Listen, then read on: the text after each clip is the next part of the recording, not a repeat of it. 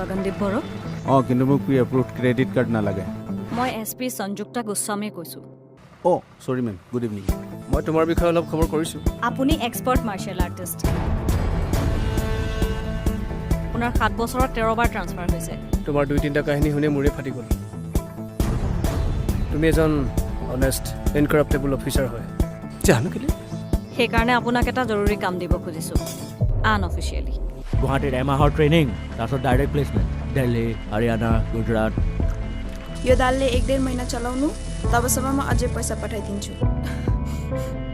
5-6 महिनामा म आइ त हाल्छु 3 দিনৰ পৰা তাইৰ বায়েক গায়ব আছে আপুনি বাঘ বিচাৰি পাব ন চেষ্টা কৰিম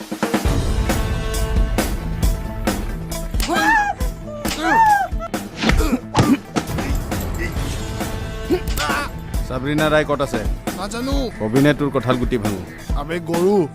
মই নাজানো তই কাৰ লগত পাংগা লৈছ কৃপা কৰি নামটোও কৈ দে ইন্সপেক্টৰ লক্ষী মদন জ্বালা তাৰে বিজনেছ হয় এইবোৰ চব তাৰ কথাইতো চবে উঠা বহা কৰে ডাঙৰ ডাঙৰ মানুহ তাৰ হাতৰ মুঠিত আছে জ্বালাই মোক ৰাতিটো টৰ্চাৰ কৰিলে পিছত ঢেৰ ফলছ কেছেছ তাৰ ওপৰত লগাই দিলে বড়